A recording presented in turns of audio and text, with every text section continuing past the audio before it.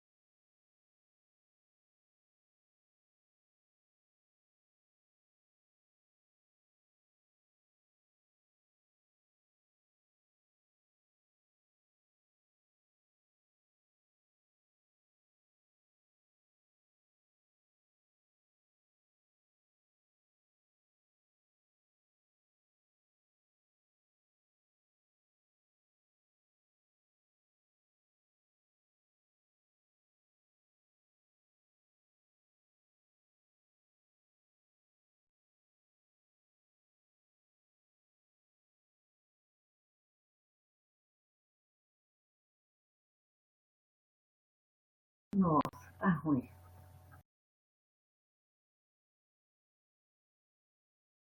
Hum, não sei por quê.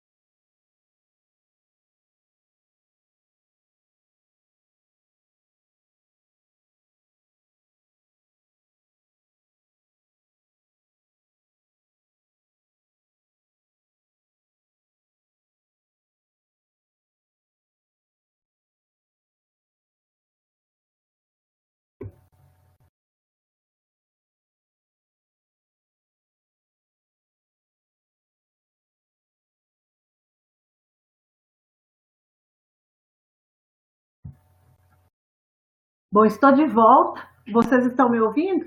A conexão caiu aqui, pessoal, ficou ruim, mas vocês estão me ouvindo? Estão me ouvindo? Ótimo. Então, vamos voltar ao ponto que eu parei. Olha só, pessoal, eu gostaria de começar a discutir com vocês o seguinte. Vocês viram que nós discutimos ao longo dos blocos de conteúdos sobre os tipos de planejamento, certo? Se eu perguntasse para vocês na avaliação quais são os tipos de planejamento, o que vocês me responderiam? Quais são os tipos de planejamento, pessoal?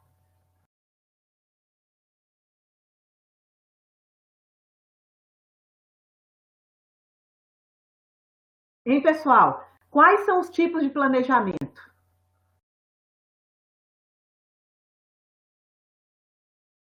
Vocês esqueceram? Quais são os tipos de planejamento, pessoal?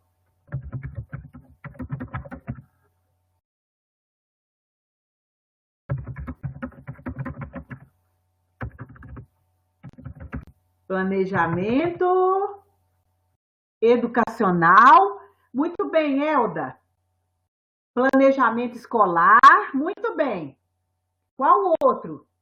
O planejamento, isso. Faltam dois. Planejamento curricular. Mais um.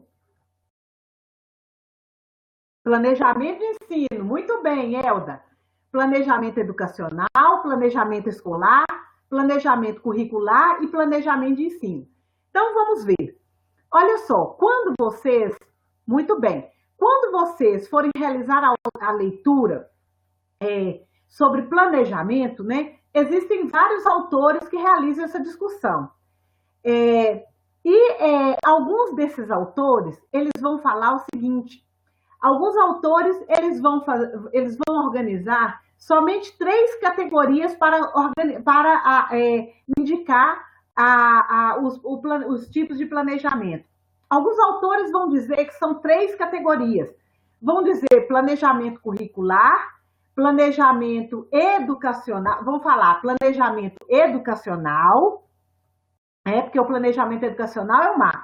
Então, tem o planejamento educacional, dentro do planejamento educacional, planejamento escolar, planejamento curricular e o planejamento da escola. O planejamento de ensino entra dentro, não, o planejamento de ensino e o planejamento escolar entra dentro do planejamento de ensino.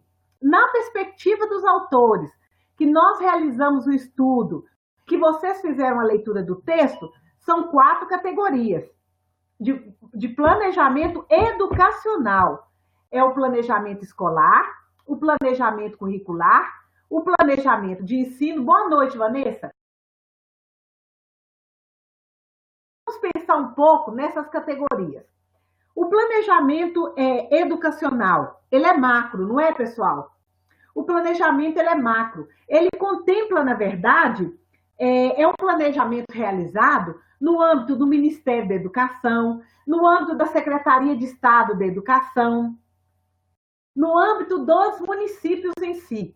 Então, é um planejamento um tanto mais abrangente. O nome já diz, planejamento educacional. Por exemplo, o Ministério da Educação pode optar por realizar um planejamento educacional por meio da organização do plano de ações articuladas.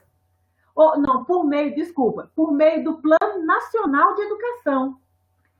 O Plano Nacional de Educação, então, ele vai ser um tipo de planejamento educacional, tendo em vista que ele contempla as demandas dos estados e dos municípios de todo o território brasileiro. Ok? Então, o planejamento educacional é uma categoria extremamente ampla.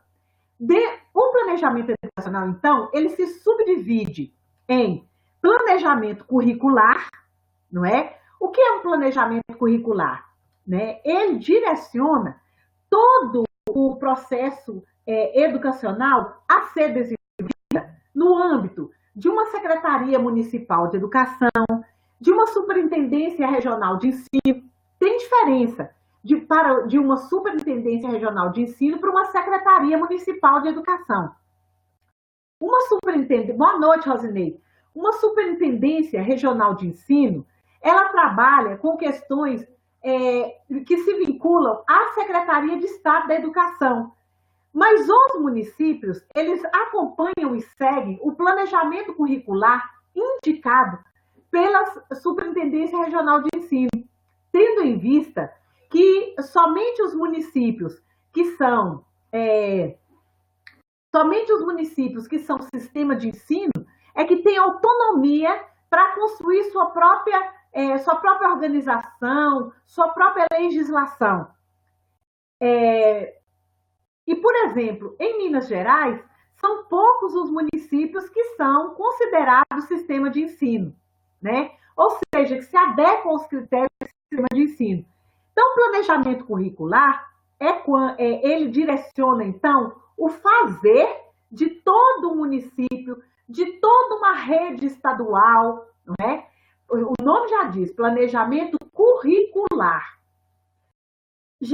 Aí vocês percebem que nós vamos afunilando. Nós começamos a falar do planejamento educacional, que ele é considerado por uma perspectiva macro, né? Paulina está confirmando, está dizendo, verdade, Mara, somente municípios maiores têm condições técnicas para serem sistema. Paulina, isso mesmo. Existe toda uma normatização para o município se tornar um sistema. Tem quantidade de alunos que o município tem a capacidade técnica e pedagógica que o município tem de subsidiar seu próprio trabalho, né? E outras questões que vocês vão encontrar aí em alguns textos, em algumas discussões aí do ponto de vista legal. Então, vocês percebem que nós discutimos, então, o planejamento curricular.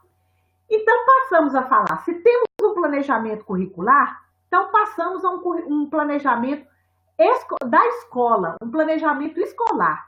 O que significa um planejamento escolar? O planejamento curricular, como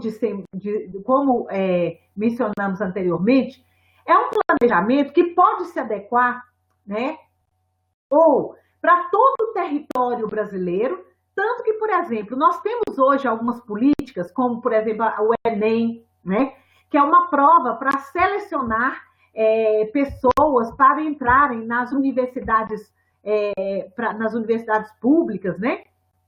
E o que ocorre? Essa prova do Enem, ela é elaborada aqui em Minas Gerais, lá no estado de São Paulo, lá no estado da Bahia, lá no Rio Grande do Sul, lá no sul do Brasil, e em outras localidades, em outros estados. Essa avaliação, ela é organizada obedecendo os mesmos parâmetros curriculares, porque o Brasil, ele tem uma lógica, ele tem uma lógica de trabalho dos conteúdos programáticos. Então, tem um planejamento curricular. Só que o planejamento curricular, ele é amplo, se tomarmos como referencial o Brasil. Então, o planejamento curricular, ele existe por quê? Se uma pessoa, ela resolver mudar, por exemplo, ela mora aqui em Diamantina, e ela quer mudar lá para uma cidade do estado do Rio de Janeiro, por exemplo, que fica na mesma região que é Sudeste. Essa pessoa, né, ao sair de uma escola e pedir transferência para uma escola lá do estado do Rio de Janeiro, em tese, essa pessoa não deveria ter ou não terá dificuldades em relação ao conteúdo. Por quê? Existe um planejamento curricular que ele é articulado entre os estados. Ou seja, existem princípios estruturantes para nortear o trabalho com os conteúdos programáticos. E a equipe que elabora, por exemplo, o Enem, que elabora a SASE, que é uma outra avaliação seriada, o que acontece?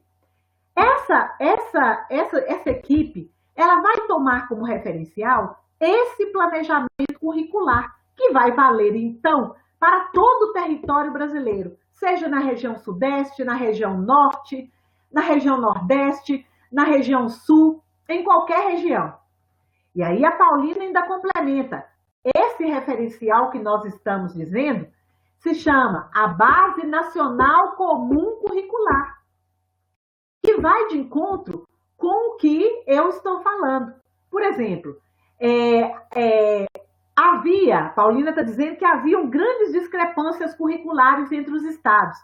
A partir da organização de uma base nacional comum curricular, quem sai aqui do estado de Minas Gerais e vai lá para o estado do Acre, vai lá para o Amapá, vai lá para o norte do Brasil, né? Vão ver, em tese, os mesmos conteúdos, porque nós temos hoje um planejamento curricular que se concretiza numa base nacional comum curricular.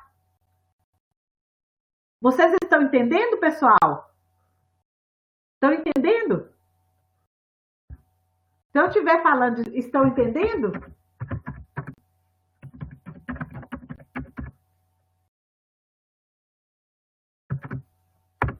Ótimo, ótimo. Que eu vou falando. Pode ir perguntando que eu estou lendo aqui todas as perguntas, eu vou voltando. Bom, então isso é o planejamento curricular, vocês entenderam. Só que, como nós já dissemos, essa base nacional comum, que na verdade, ela está um parâmetro para todos os estados, e como bem disse a Paulina, ela elimina algumas discrepâncias que existiam em relação aos conteúdos programáticos, resguardando, mas por outro lado, é preciso resguardar também no planejamento a valorização de alguns aspectos que são específicos de cada região do país, de cada localidade do país. O planejamento que vai resguardar essas especificidades se chama planejamento da escola, ou planejamento escolar. O planejamento escolar, ele vai tomar como base, então, o planejamento curricular, ou seja, ele vai tomar como referencial o planejamento educacional, porque ele é amplo, então precisa levar em conta as metas estabelecidas pelo Plano Nacional de Educação, precisa levar em conta vários elementos que são princípios estruturantes das políticas que articulam, né, a educação em território nacional. Vai levar em conta também o planejamento curricular, ou seja, o professor, o gestor, o pedagogo, ele precisa compreender, ele precisa entender, saber que existe a base nacional curricular. Certo? O planejamento escolar, ele vai levar em conta, então, as especificidades da escola, do público que a escola atende. E a escola, então, o planejamento escolar, ele vai auxiliar, então, na construção das demandas que são específicas de uma escola. Então, pessoal, nós, anteriormente ao planejamento da escola, nós estávamos falando de pressupostos que são comuns. Planejamento educacional, vale para todo o território nacional. Planejamento curricular, vale para todo o território nacional. Agora, o planejamento escolar ou planejamento da escola, ele tem, muito bem, Paulina, que levar em conta a coletividade da comunidade a qual a escola está inserida.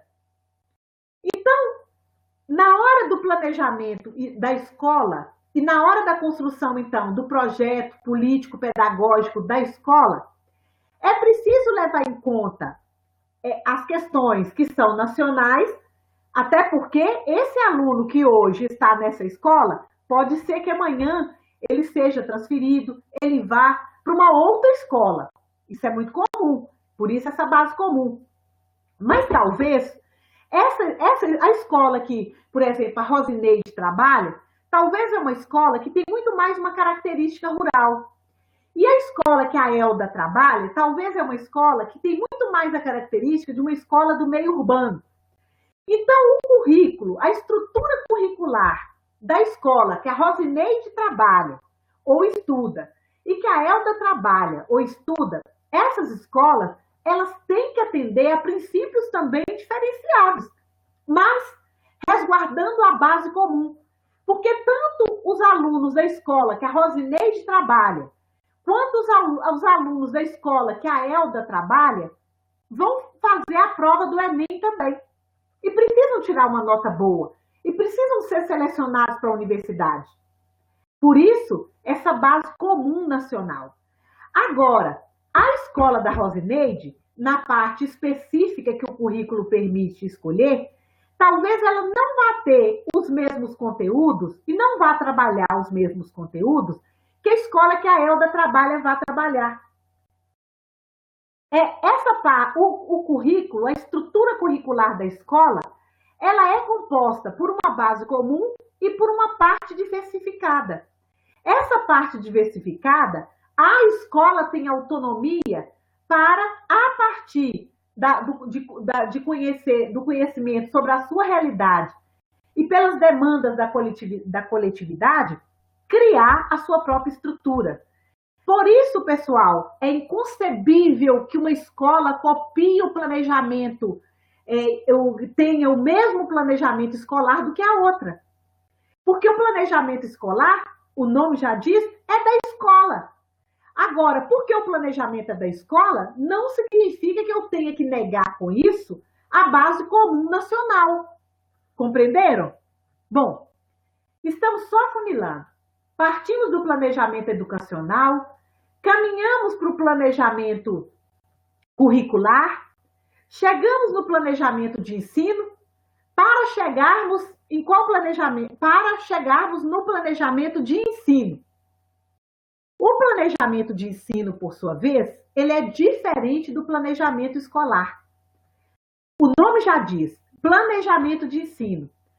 É o momento em que o professor, tendo conhecimento da articulação desses 4 tipos, dos outros 3 tipos de planejamento que antecedem o seu trabalho, então o professor, ele vai fazer o quê? Ele vai sentar e vai fazer o seu planejamento de ensino. Quando eu chego no planejamento de ensino, me refiro ao planejamento da aula propriamente dito, que o professor vai fazer.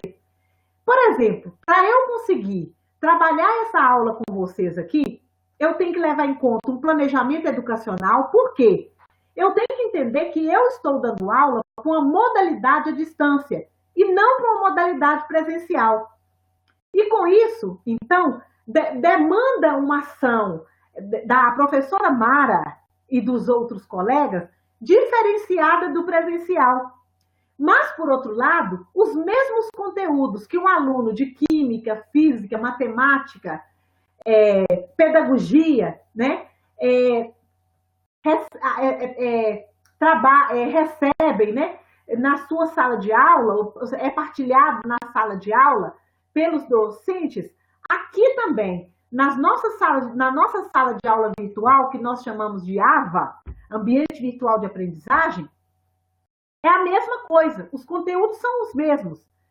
De tal forma que, se você for fazer um concurso e um outro aluno do presencial for fazer um concurso e for tratar de planejamento, todo mundo vai saber as 4 categorias de planejamento que alguns autores classificam e vão saber que outros categorizam em 3 só, como eu já falei para vocês. É isso. O planejamento de ensino, então, é o momento que, tendo em mente tudo isso que nós falamos, o professor vai fazer o seu plano de aula. E quando ele vai fazer o seu plano de aula, ele vai levar em conta, então, a estrutura curricular, ou seja, quais conteúdos ele tem que trabalhar com esse aluno ao longo do ano letivo ou do semestre letivo. E vai organizar, então, vai pensar no objetivo da aula, né? Vai pensar no objetivo da aula, vai pensar na estratégia, no conteúdo programático que ele vai trabalhar nessa aula, na duração da aula. Ele vai pensar nas estratégias didático-pedagógicas que darão sustentação para o trabalho do professor, ou seja, como ele irá ensinar tais conteúdos. Ele irá pensar nesse plano de aula, nesse planejamento de ensino, quais serão os recursos que ele irá utilizar para desenvolver a sua aula. Será quadro negro e giz? Será quadro e pincel? Será um computador? Né? O que ele irá utilizar? Um jogo didático-pedagógico? Ou o que ele irá utilizar? Não é? O professor, então, ele escolhe o processo de ensino, a estratégia de ensino. Então, com isso, nós já falamos, então, de 4 importantes tipos de planejamento. Não é isso? Compreenderam? Certo, pessoal? Ok, pessoal? Compreenderam?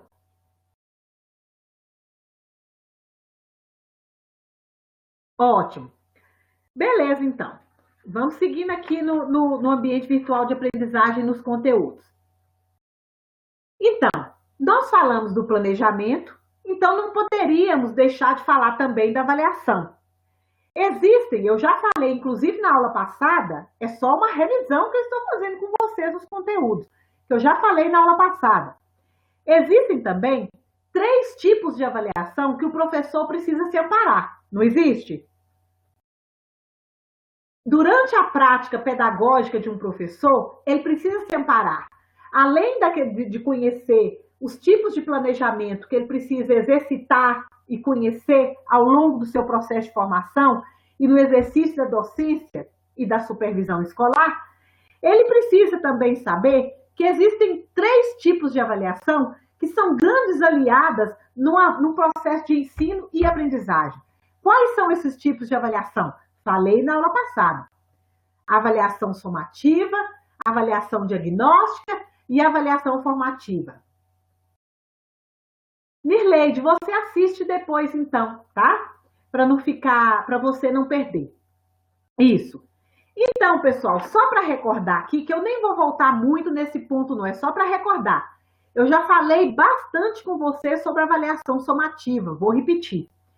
A avaliação somativa pode ser que alguns textos que vocês forem fazer leitura, vocês vão ver que os autores ainda falam também avaliação somativa ou avaliação somatória também. O próprio nome já diz, somativa. Então, significa que eu vou aplicar uma prova, vou aplicar uma atividade, vou aplicar um exercício, vou desenvolver um fórum, né? Vou encaminhar uma tarefa e depois eu vou somar toda essa pontuação e o aluno precisa ter um quantitativo de pontos para ser considerado aprovado ou não, de acordo com o regimento daquele determinado estabelecimento de ensino. Então, somativa, acumula a pontuação ao longo do ano ou ao longo do semestre. A avaliação diagnóstica. A avaliação diagnóstica, né, ela funciona como um diagnóstico da realidade. A avaliação diagnóstica, ela é uma grande aliada do docente para que o docente possa perceber o que aquele aluno, o que aquele discente, quais conhecimentos esse discente adquiriu e quais conhecimentos o professor ainda precisa aprofundar muito mais dentro da sua proposta de conteúdos programáticos. O professor que não se pauta numa avaliação diagnóstica, ele pode incorrer no erro de ou ficar o tempo todo, ou ficar muito tempo em um determinado conteúdo que não tenha nem tanta importância, porque os alunos já dominam, e por outro lado, pode também trabalhar um determinado conteúdo de forma bem breve, bem rápida, e os alunos podem não ter adquirido um conhecimento satisfatório em relação àquele determinado conteúdo. Então, a avaliação diagnóstica, ela é uma grande aliada do professor, porque a partir da avaliação diagnóstica, permite ao professor desenvolver feedbacks, encaminhar feedbacks para os alunos. Paulina, nós mesmos trabalhamos muito com essa avaliação diagnóstica, não é, Paulina? À medida que, a partir da correção das atividades que são indicadas no Moodle, eu volto aqui nessas aulas que eu estou trabalhando com vocês e vou falando exatamente das questões que vocês tiveram mais dificuldade. Eu não fico voltando naquilo que a gente percebeu que vocês dominam por completo. Mas mesmo aquilo que eu percebo que vocês dominam, eu volto. Por quê? A turma, ela é muito diversa. Nós trabalhamos, por exemplo, com mais de 100 alunos nessa disciplina. E como nós trabalhamos com mais de 100 alunos, pode ser que a Nirleide conseguiu compreender um determinado conteúdo, mas a Vanessa não conseguiu. Então, eu enfatizo aquilo com muito mais profundidade, que a maioria não conseguiu, mas aquilo que a gente percebe que um ou outro colega ainda errou, eu ainda volto para dar um feedback. E a avaliação diagnóstica é que nos permite fazer esse movimento. Agora, de nada vale uma avaliação diagnóstica se a gente se aplicarmos a avaliação e se não, na sequência dessa avaliação, se essa avaliação não for acompanhada de um feedback. Eu trouxe aqui uma parte bem legal que Ferreira fala, lá no texto que eu disponibilizei para vocês. Ferreira vai falar o seguinte, que a avaliação diagnóstica ela pode ser utilizada para conhecer o aluno. Sem conhecer o aluno fica complicado. Por exemplo, eu tenho que saber de qual polo vocês frequentam, eu tenho que saber quais são as demandas do polo, né? Isso, Paulina está dizendo que a avaliação diagnóstica, inclusive, ela tem surtido um efeito super positivo, principalmente nesse semestre. Concordo com você, Paulina. Porque nesse semestre, nós estamos percebendo que a pontuação dos alunos, e não só a pontuação, mas o nível de acerto, o nível de realização das atividades aumentou muito. E aí a gente volta com feedback, encaminhamos outra atividade, voltamos com feedback, encaminhamos outra atividade. Concordo com você, Paulina? Então, Ferreira vai falar para conhecer o aluno, conhecer também sua bagagem cognitiva ou as suas habilidades. Tem determinados conteúdos programáticos que requerem o desenvolvimento de várias habilidades para eu dizer que uma pessoa é competente ou não naquele determinado conteúdo. Por exemplo, uma pessoa, para ela aprender cálculo, por exemplo, eu vivo conversando com o professor Alessandro e ele fala comigo, Mara, para um aluno conseguir aprender cálculo, existem pré-requisitos. Ele tem que saber conteúdos que talvez são trabalhados lá no ensino médio. E quando eles chegam aqui, talvez eles não tenham domínio. No nosso caso, na área de humanas, leitura e produção de textos, não é? Um discente, para ele produzir bons textos, ele tem que exercitar o hábito de leitura, ele tem que ter a habilidade de ler e de interpretar. Aquele discente que não consegue interpretar, ele não consegue escrever bons textos. Então, a avaliação diagnóstica, ela permite perceber qual habilidade precisa ser melhor trabalhada. E a partir dessa identificação, é preciso que ocorra a elaboração de atividades que vão contemplar as habilidades que precisam ser desenvolvidas com maior profundidade. Ferreira ainda vai falar que, além de conhecer a bagagem cognitiva e suas habilidades, é também necessário identificar possíveis dificuldades na aprendizagem de alguns conteúdos. Porque cada pessoa tem um estilo próprio de aprendizagem. Cada um tem um estilo. Por exemplo, eu mesma, eu sou assim. Para eu realizar uma leitura de um texto, olha, eu faço assim. Eu realizo a leitura do texto, eu grifo tudo, depois eu volto, principalmente para organizar a aula para vocês.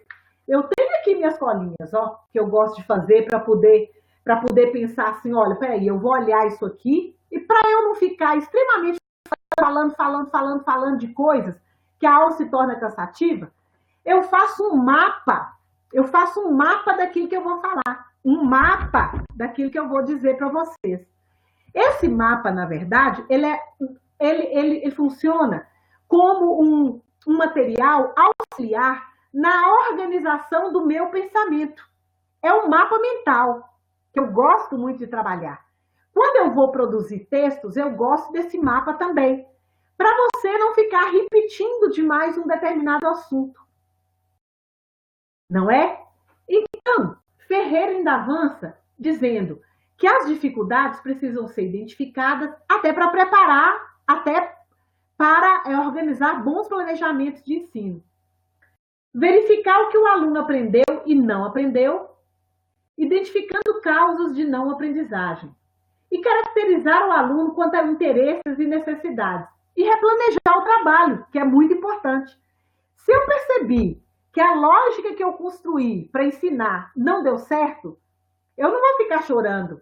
Eu vou pensar em estratégias diferenciadas para ajudar o outro a aprender. É isso que eu tenho que fazer. É isso que faz parte de um bom planejamento de ensino. E vocês estão em um curso de licenciatura e essa disciplina, planejamento, currículo e avaliação, ela tem um papel fundamental dentro da estrutura curricular. Ela tem o papel de auxiliá-los a entender qual é a função do docente e desmistificar a ideia, por uma perspectiva positivista, que o docente tem simplesmente que expor os conteúdos. Ele tem que expor, apresentar os conteúdos, mas ele tem que elaborar estratégias e desenvolver na sua sala de aula de forma que permita a pessoas de diferentes estilos de aprendizagem a aprender. Bom, e por último, a avaliação formativa, né? Nós falamos da somativa, da diagnóstica e a formativa. A avaliação formativa, o nome já diz, é a avaliação que valoriza o processo. Eu não vou aprofundar demais, porque eu já dei uma aula. Eu dei uma aula para vocês todinha sobre isso, fora as outras que nós temos lá no ambiente virtual de aprendizagem. E para a segunda avaliação, vocês podem recorrer. Deixa eu ver aqui, mais um conteúdo que eu quero recordar com vocês. Uma questão importante. Acabei de falar isso aqui com vocês.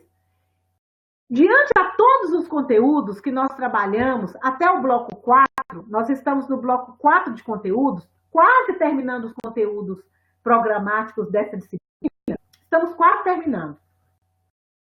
Então, se eu perguntasse para vocês hoje, quais argumentos vocês me indicariam, né? Vocês compreenderam ao longo desse semestre qual é a importância se essa disciplina é importante para a formação de professores? Essa disciplina é importante ou não, pessoal? Ou ela é desnecessária? O que vocês acham? Margarete, ela é importante? Por que ela é importante, Margarete? Qual o argumento? Elda, ótimo, ela é importante, Elda. Vanessa, ótimo. Nirleide, ótimo. Mas ela é importante por quê? Quais argumentos vocês trariam? Por que essa disciplina é importante? Para quê que nós estudamos planejamento, currículo, avaliação? Para que nós estudamos dentro de um curso de licenciatura? Para que nós estudamos? Nirleide, muito bem. Visando a organização do planejamento, né? Isso. Para que essa disciplina nos ajuda na condição de futuros professores? Para vocês, na condição de futuros professores. Além de auxiliar na organização e do planejamento das aulas, em que mais que ela pode ajudar?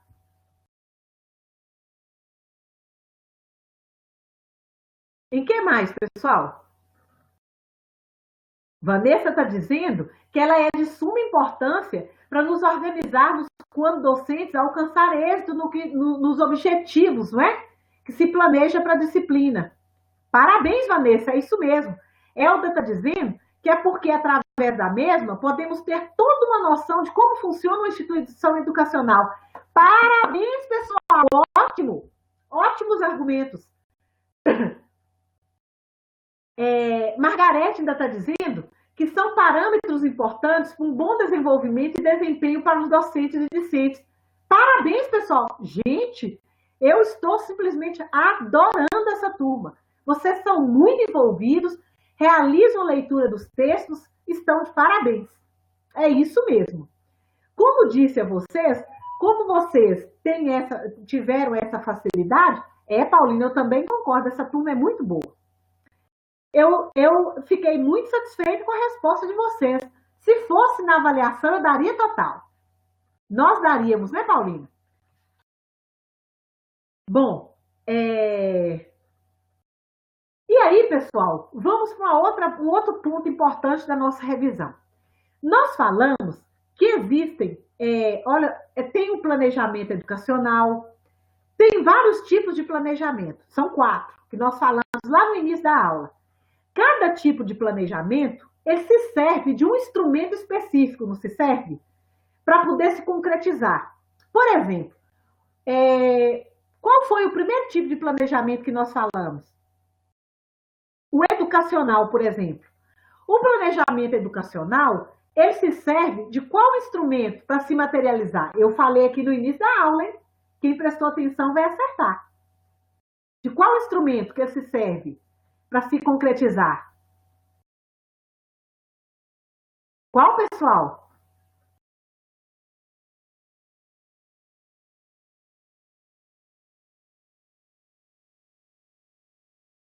Plano Nacional de Educação. Parabéns, Elda.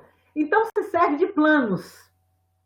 Então, o Plano Nacional de Educação é um instrumento que o planejamento educacional se serve. Qual é o próximo tipo de planejamento?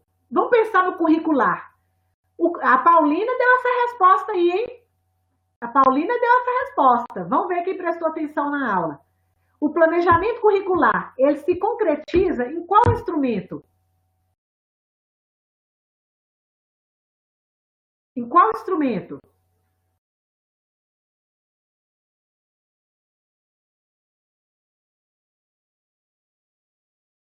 O que? Currículos nacionais. O que?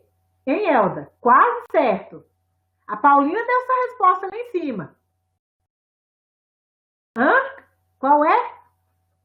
Eu quero completo, Elda.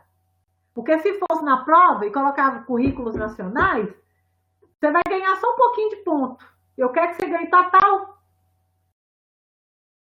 Hein? Paulina deu essa resposta. Quer nos ajudar, Paulina? Qual foi, Paulina, que você falou? Qual que você falou, Paulina? Eles se esqueceram. Dá pistas aí, Paulina. Base Nacional Comum Curricular, BNCC. A BNCC é um exemplo do planejamento curricular. Não se esqueçam, quando vocês forem atuar nas escolas, né, vocês precisarão, é um documento extremamente importante, Base Nacional Comum Curricular. É um documento base para o nosso currículo. E ele ampara todo o processo de educação. Vamos ao outro. O planejamento escolar. Como é que ele se concretiza? Eu falei aqui. Eu dei um exemplo aqui. Vamos ver quem se lembra. O planejamento escolar. Toda escola tem um... Ah, eu não acredito, que vocês não vão dar conta de lembrar. Toda escola tem um... Qual que é o instrumento? Qual é o instrumento, pessoal? PPP. O que significa PPP, Vanessa? O que significa, Elda?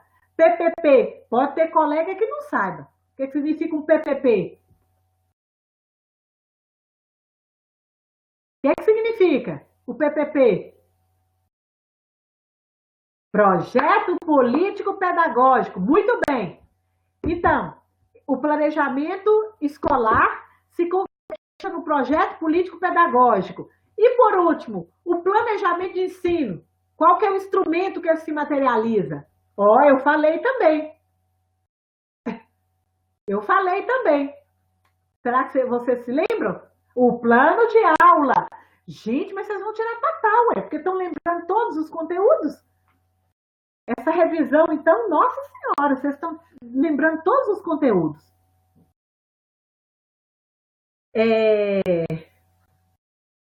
Bom, outra pergunta que eu vou fazer para vocês, então, é a seguinte. Olha só.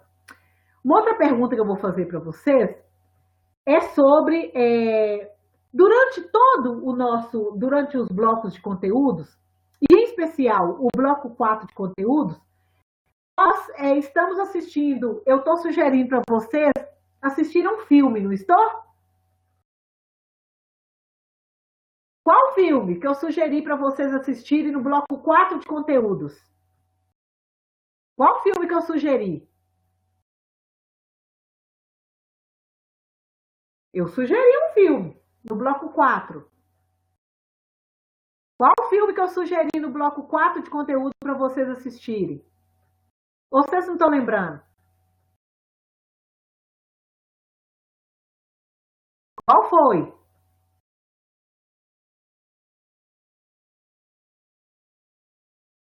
Não estão lembrando?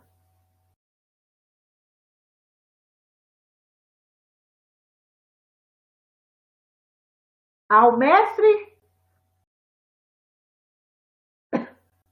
Qual filme foi, pessoal? Ao mestre com carinho. Isso. E aí o que acontece? Esse filme, ele discute, ele aborda alguns fenômenos sociais que, de certa forma, interferem nas relações de ensino e aprendizagem nos espaços escolares. Quais são esses fenômenos? O nome do filme é O Mestre com Carinho, isso mesmo. Quais são alguns desses fenômenos? Eu não vou falar não, porque ainda, a atividade ainda está, né, Paulina? A atividade ainda está a ser realizada.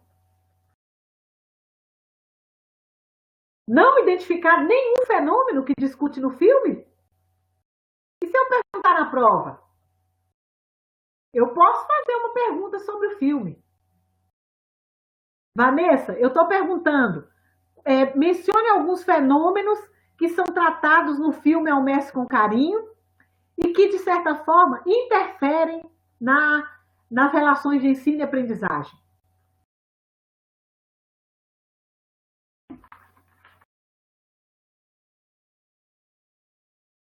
Ninguém lembra fenômeno nenhum?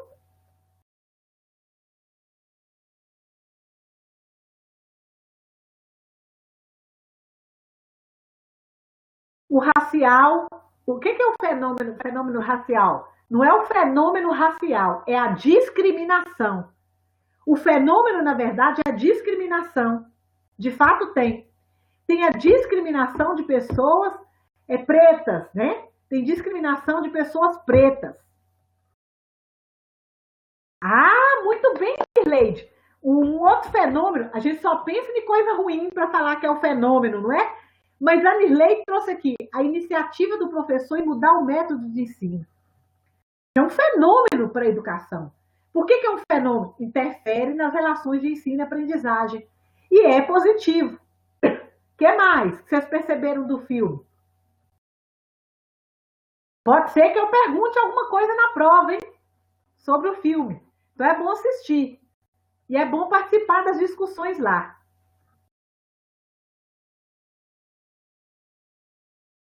Há alguns fenômenos sociais que também interferem, não é? Quais são esses fenômenos sociais que vocês deram conta de perceber? No filme Ao Mestre com Carinho. Ah, Elda, o professor tentando enfrentar o desafio de ensinar uma turma considerada difícil, não é? Uma turma que conversa muito, uma turma difícil, uma turma que não tem autoestima nenhuma, né? O professor começa a trabalhar com uma turma que não tem autoestima nenhuma. Só que eu não vou entrar nesses detalhes do filme hoje mais, não. Isso aqui é só para deixar vocês com gostinho. Semana que vem, Paulina, nós vamos tratar só da discussão do filme na nossa webconferência, tá legal? E eu quero que vocês assistam e venham participar. A aula da semana que vem nós vamos tratar só das atividades do bloco 4, que é do filme, dessa última questão. Mas eu vou deixar uma tarefa para vocês. Assistir ao filme e identificarem quais são os fenômenos que são tratados no filme e a relação desses fenômenos com a área da educação. Tá bom? Olha a tarefa que eu vou deixar para vocês. Bom, eu não gosto que as webs fiquem muito longas, porque depois eu vou liberar o link e o link fica muito longo para assistir, né? Então, eu vou encerrar a nossa web por aqui hoje. Tem alguma pergunta que vocês queiram fazer? Ou vocês compreenderam a discussão que foi realizada na aula de hoje?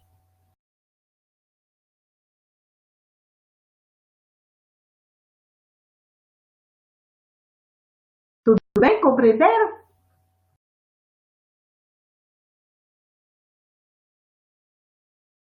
Tem alguma pergunta, pessoal? Pode deixar, Paulina. Pode deixar sim. Eu acho que é importante. Deixa o link do filme aqui, tá? Ótimo, muito obrigada, viu? É importante. Na aula que vem, nós vamos discutir o filme. Tá bom? Eu quero que vocês assistam, que nós vamos discutir o filme aqui. A Elda está dizendo que ela está com a dúvida. Que eu estou dizendo que o filme é indicação de vê-lo no bloco 4. Mas vimos o mesmo no bloco 1. Exatamente. Exatamente. Só que quem já assistiu não precisa assistir de novo. É só pensar nas discussões. Eu usei o mesmo filme para otimizar o nosso trabalho. Iremos discuti-lo novamente. Só que agora, na semana que vem, nós vamos discuti-lo à luz de outras questões, diferentes das questões que nós discutimos no bloco 1. Por quê? Eu gosto, Elda, de fazer esse processo porque no bloco 1 de conteúdos, vocês chegam à disciplina e ainda não tem todo esse arcabouço teórico, não tem toda essa discussão. Então, o olhar do filme de vocês para o filme é um. Ao final da disciplina, eu gosto de voltar novamente e ver. Tanto que eu vou fazer essa pergunta para vocês semana que vem. Vocês acham que o olhar de vocês ampliou em relação do primeiro bloco para o quarto bloco de conteúdos? O Cine Pipoca. E aí, vocês estão fazendo o Cine Pipoca no Polo? Inclusive, pessoal, quem quiser fazer o Cine Pipoca no Polo, pode pedir o tutor presencial e o coordenador de polo para passar uma lista de presença para vocês, porque se mandar a lista de presença para o coordenador de curso, vale como ACC.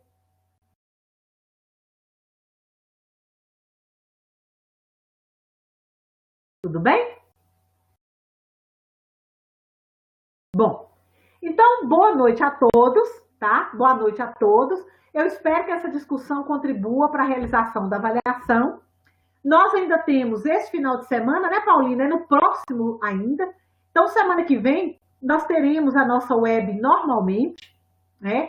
Eu indico para a Paulina se nós faremos na segunda-feira ou na terça, tá, Paulina? Eu confirmo com você, direitinho.